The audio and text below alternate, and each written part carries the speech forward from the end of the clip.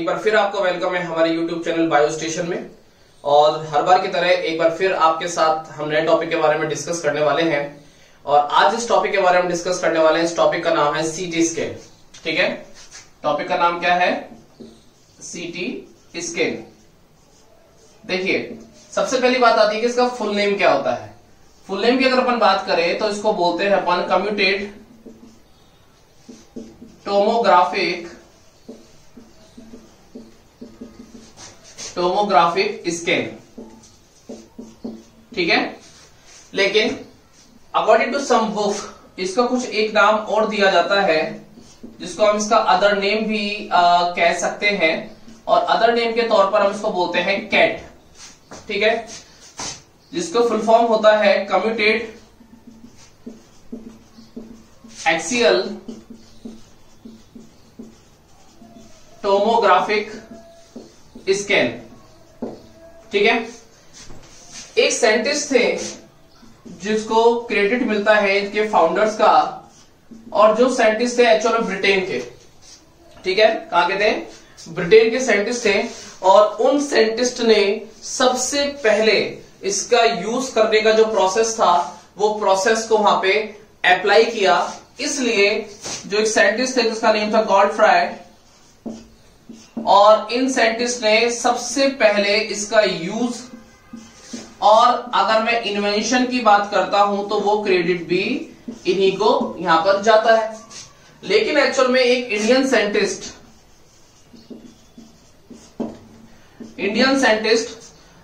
जिनका नेम था GN Ramachandran,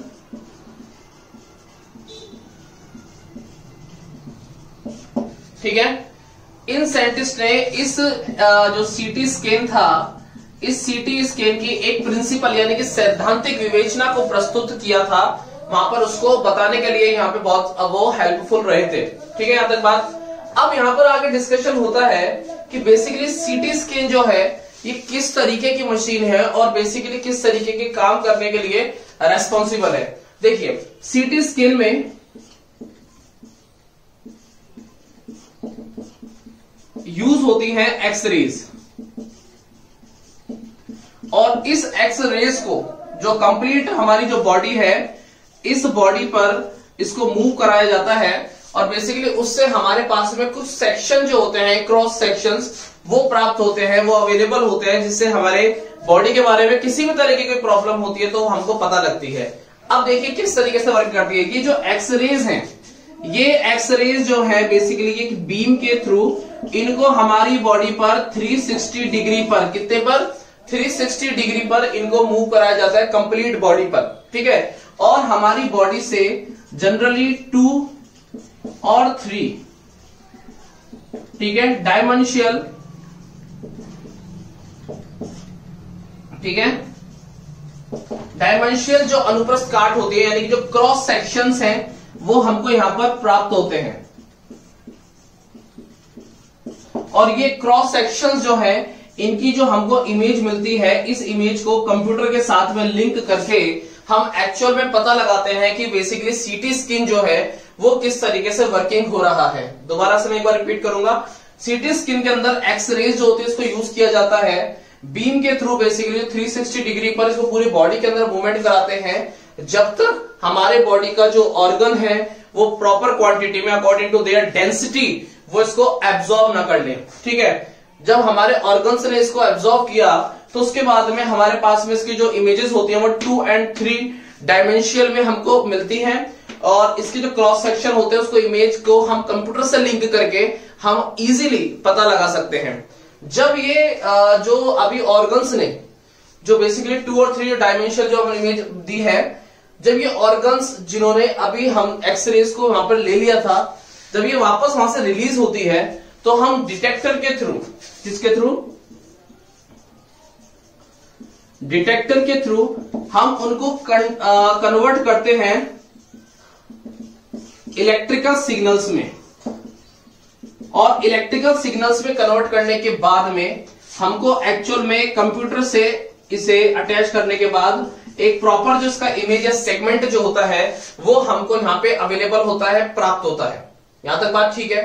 CT scan की एक बात और कि सीटी स्कैन जब कभी भी किसी कैंडिडेट का कराया जाता है, जब उसको उस मशीन में भेजा जाता है, तो बेसिकली वहां पर उस चीज को अवॉइड की जाती है कि उसके पास किसी भी तरीके का मेटल, वॉच या की जो भी है वो वहां पर उसने ना पहनी हो। दूसरी चीज, सीटी स्कैन जब कराने के लिए भेजा जाता है तो उस टाइम पर इस चीज का भी ध्यान रखा जाता है कि उस कैंडिडेट ने कुछ खाया तो नहीं है, ठीक है ना, उस कैंडिडेट ने कुछ खाया तो नहीं है। इन चीजों का विशेष ध्यान रखा जाता है। अब बात यहां पर यह आती है कि सीटी स्कैन जो है ये किस तरीके से हमारे लिए हेल्पफुल हो सकता है। देखिए, अब आती है इसके यूजेस की बात कि बेसिकली इसके यूजेस जो है सीटी स्कैन के, वो यूजेस क्या है, ठीक है। देखिए, यूजेस नंबर फर्स्ट, आप सीटी स्कैन के थ्रू, ये एक ऐसी मेथड है जिसके अंदर कोई भी पेन नहीं होता है किसी भी तरीके का, और बहुत इजीली, और मार्केट के हिसाब से अगर देखें तो हमारी कम रेट पर ये बताने वाली जो ज्यादा बताने वाली जो रिपोर्ट्स है वो इजीली ये बता सकती है। या मैं ये लाइन यूज करूंगा कि सीटी स्कैन के थ्रू आप एक मशीन के थ्रू बहुत सारी चीजों के बारे में पता लगा सकते हैं बहुत ही इजीली। यहां तक बात हमारी क्लियर है। तो फर्स्ट इसका जो यूजेस आता है, अगर मान लीजिए ब्रेन में किसी भी तरीके का जो ट्यूमर है, वो ट्यूमर जो हो रहा है उसके बारे में हम पता लगा सकते हैं, या अगर ब्रेन में किसी भी तरीके का कोई क्लॉट है, थक्का अगर जमा हुआ है, तो उसके बारे में भी हम सीटी स्कैन से बहुत इजीली पता लगा सकते हैं। दूसरी बात, हम पता लगा सकते हैं इससे ब्लीडिंग के बारे में। अब वो ब्लीडिंग कैसे भी हो सकती है जनरली, जैसे कि इंटरनल मान लीजिए कोई ब्लीडिंग हो रही है तो उसके बारे में हम बहुत इजीली पता लगा सकते हैं इसके थ्रू, ठीक है। थर्ड, किसी भी एक्सीडेंटल केस में मान लीजिए कोई इंटरनल इंजरी हुई है,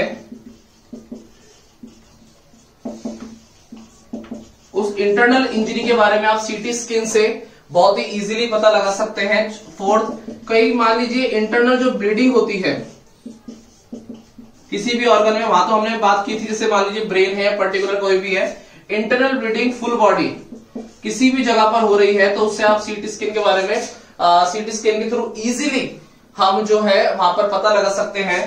जैसे कि फ्रैक्चर,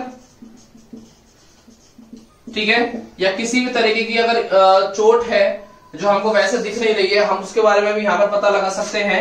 इसके अलावा आपके मसल्स जो पेन है, मस्कुलर पेन, उसके बारे में भी आप सीटी स्कैन के थ्रू इजीली जो है पता लगा सकते हैं। तो मतलब कहने का ये है कि जैसे कि सीटी स्कैन से आप बहुत सारी चीजों के बारे में पता लगा रहे हैं, बहुत सारी चीजों के बारे में, लेकिन देखिए यहां पर एक्सरेज आप यूज कर रहे हैं, और कोई भी जो रे होती है बेसिकली अगर उसका एक लिमिट क्वांटिटी तक ही अगर यूज करें तो ही वो हमारे लिए बेनिफिशियल है।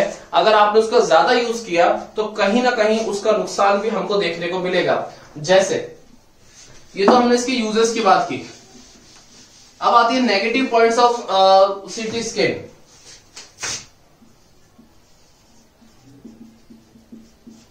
नेगेटिव पॉइंट देखिए, बेसिकली जो 3 मंथ जो प्रेग्नेंट लेडी है, प्रेग्नेंट लेडी, उनको जो सीटी स्कैन है वो अवॉइड करना चाहिए, क्योंकि उसका बहुत ही नेगेटिव इफेक्ट जो है बेसिकली वो उनके जो बेबी है उस पर भी पड़ सकता है जो डेवलप हो रहा है, ठीक है। सेकंड, जो भी किडनी पेशेंट होते हैं और डायबिटिक, ठीक है, डायबिटीज जो पेशेंट है उनको भी बेसिकली इस चीज के लिए अवॉइड की जाती है। काफी लोगों की जो स्किन होती है बहुत ही सेंसिटिव होती है, और अगर मान लीजिए वो एक्सरे कराते हैं तो उनके, सीटी स्कैन करा रहे हैं तो उनके एलर्जी जो होती है स्किन पे, या बेसिकली जो रेड स्पॉट्स हैं वो कई बार क्रिएट हो जाते हैं, ठीक है। खुजली भी मचना, इचिंग होना, ये उसके कुछ नॉर्मल जो सिम्टम्स हैं वो देखने को मिल सकते हैं। काफी जो लोग होते हैं उनको हेजिटेशन, ठीक है, घबराहट, वो भी इस मशीन के थ्रू इजीली जो है वो हो जाती है, ठीक है। तो मतलब कहने का ये है कि जिस तरीके से हमारे पास में इसके फायदे भी हैं उसी तरीके से हमारे पास में नुकसान भी है, ठीक है। तो इसलिए कुछ चीजों को यूज करते हुए, ध्यान में रखते हुए हम जो है सीटी स्कैन जो, या अगला टॉपिक अभी पढ़ेंगे अपन एमआरआई, इनका हमको लिमिटेड यूज करते रहना या करना चाहिए। ठीक है, हो गया यहां तक। अब डिस्कस करते हैं अपन किसके बारे में, एमआरआई के बारे में, जो है हमारा next topic.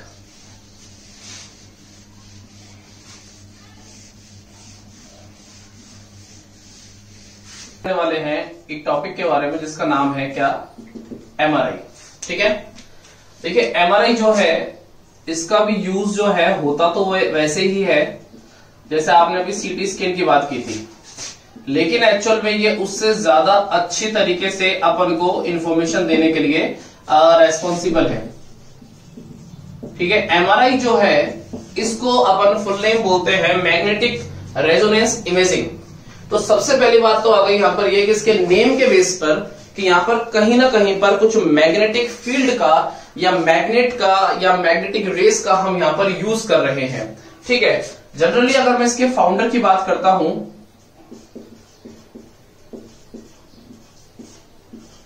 Founder of MRI, तो वो क्रेडिट जाता है एक्चुअल में एक साइंटिस्ट है जिसका नेम था रेमंड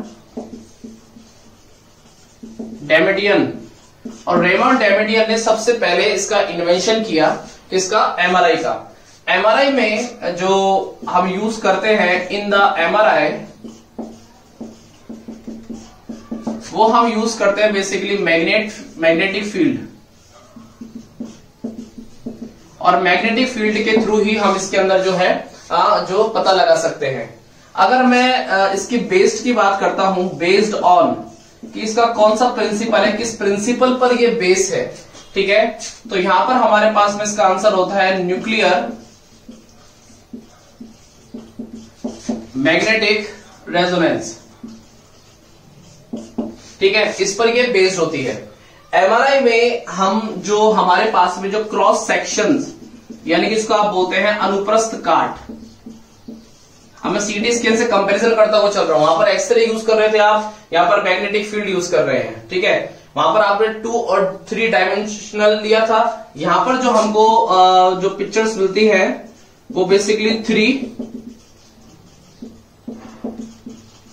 3 डायमेंशनल पर मिलती है, यानी कि 3 आयामी। ठीक है, यहां तक बात ठीक है।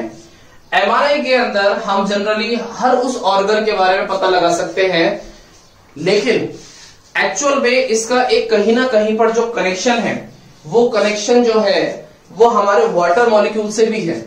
मतलब कहने का ये है कि जिस जगह पर बहुत ज्यादा कम वाटर की क्वांटिटी होती है, वहां पर ये जो है उसको क्रॉस नहीं कर पाते, भेद नहीं पाते। इसलिए जो हमारा जो टूथ पार्ट है या हमारी जो बोन्स हैं, उनके जो क्लियर पिक्चर हैं वो वहां पर जो विजिबल नहीं होते हैं इन द एमआरआई। यानी कि हमारे जो ऑर्गन्स हैं उसके बारे में ही हम इसके बारे में अच्छे से पता लगा सकते हैं। एमआरआई जो टेक्निक है, इस टेक्निक के अंदर जनरली हम किसी भी जो कैंडिडेट है उस कैंडिडेट को हम अंदर एंटर करा देते हैं, मशीन के अंदर एंटर करा देते हैं, और मशीन के अंदर एंटर कराने के बाद में एक बहुत ही ज्यादा हाई लेवल पर एक मैग्नेटिक जो फील्ड है, वो मैग्नेटिक फील्ड क्रिएट होता है कुछ समय के लिए। और मैग्नेटिक जो फील्ड है उसको हम कन्वर्ट करके बाय द डिटेक्टर और कंप्यूटर के थ्रू हम हमारे जो बॉडी के पार्ट्स है उसके बहुत अलग अलग जो सेक्शंस है वो सेक्शन हम ले सकते हैं। जैसे देखिए मैंने यहां पर लिख दिया कि बेसिकली एमआरआई मशीन। ठीक है, अब इसमें मैंने जो पेशेंट है वो जब इसके अंदर चला गया है, इनसाइड अंदर जाने के बाद में एक हाई मैग्नेटिक जो फील्ड है वो क्रिएट होता है, और हाई मैग्नेटिक फील्ड को हम कन्वर्ट करके बेसिकली कुछ रेडियो सिग्नल्स में कन्वर्ट करके और मशीन से लीक करते हैं, जहां पर हमको इसका जो 3 डायमेंशन है यानी कि 3 आयामी ये हमको वहां पे जो पिक्चर्स होती हैं वो हमको वहां पे प्राप्त होती हैं। एक बात और, जनरली काफी बार ऐसा देखा जाता है कि हमारे बॉडी में इसको और भी ज्यादा क्लियर करने के लिए हम कहीं ना कहीं पर एक डाई का भी यूज कर लेते हैं, और जिस डाई को अपन बोलते हैं गैडोलियम डाई। मैं यहां पे समझाऊंगा उसको, जनरली ये बुक्स में नहीं दिया हुआ है इसके बारे में, ठीक है। यहां पर एक डाई का भी यूज किया जाता है जिसको अपन बोलते हैं गैडोलिनियम डाई। हिंदी और इंग्लिश में इसको इसी नाम से जानते हैं, ठीक है। इसका प्रोसेस क्या है, जनरली डॉक्टर्स जो हैं वो डॉक्टर्स अच्छी तरीके से एमआरआई को लेने के लिए हमारे ब्लड में बाय द मसल्स, हमारे ब्लड में गैडोलिनियम डाई जो है इसको एंटर कराते हैं। एंटर कराने के बाद में, जैसे आपने यहां पे मैं लिख देता हूं कि मसल्स के थ्रू हमने इसको एंटर करा दिया, ठीक है। एंटर कराने के बाद में they are mixed with blood, ठीक है। किसी भी तरीके से हार्मफुल नहीं होती है ज्यादा, अगर अपन कुछ टाइम के लिए करा रहे हैं तो मिक्स्ड विद ब्लड। और उसके बाद में जब एमआरआई कराई जाती है तो हमारे पास में जो पिक्चर्स होती है वो पिक्चर्स बहुत ही क्लियर और बहुत ही अच्छे लेवल पे हमको मिलती है, ठीक है। यहां तक बात, ये भी एक तरीके का प्रोसेस है। अब बात यहां पर आती है कि यूजेस के बेस पे कि जनरली एमआरआई जो है इसके यूज क्या है।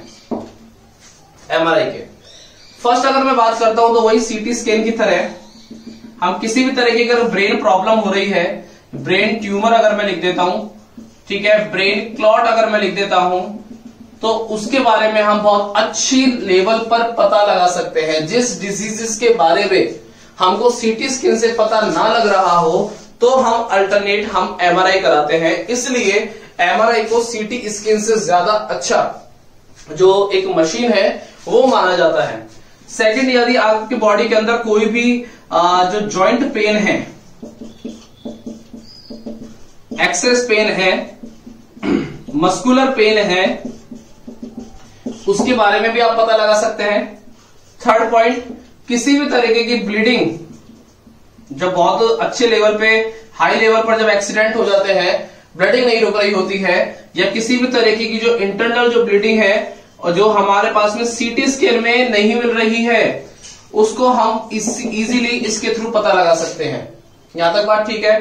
फोर्थ, कुछ ऐसे माइनर फ्रैक्चर जो सीटी स्कैन के अंदर नहीं आ रहे हैं, वो माइनर फ्रैक्चर जो हैं वो हमको इजीली पता लग जाते हैं। किसके थ्रू पता लग जाते हैं? हमको एमआरआई के थ्रू। ऐसे बहुत सारे यूजेस जहां पर सीटी स्कैन जो है वो एप्लीकेबल नहीं होती है, वहां पर हम बहुत ही इजीली एमआरआई का यूज करते हैं, ठीक है। अगर मैं इसके नेगेटिव पॉइंट्स की बात करता हूं, ठीक है, अगर मैं इसके नेगेटिव पॉइंट्स की बात करता हूं तो नेगेटिव पॉइंट में सबसे पहली बात तो यही आती है कि आप बार बार इसका यूज ना करें। मतलब कि जो एमआरआई जो होती है is also harmful for the body,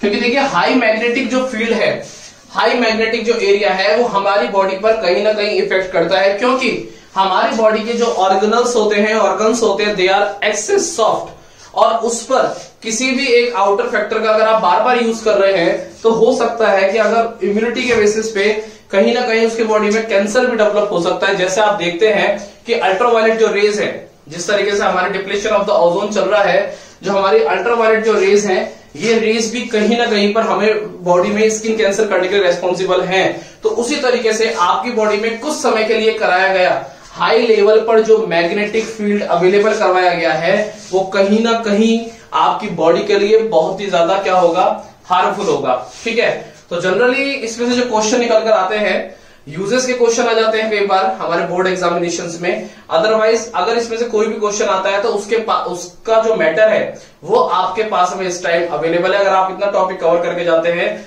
तो आई होप इसमें से क्वेश्चन बाहर आपका नहीं जाएगा। मिलते हैं नेक्स्ट वीडियो में बहुत ही जल्दी एक नए टॉपिक के साथ में। Thank you.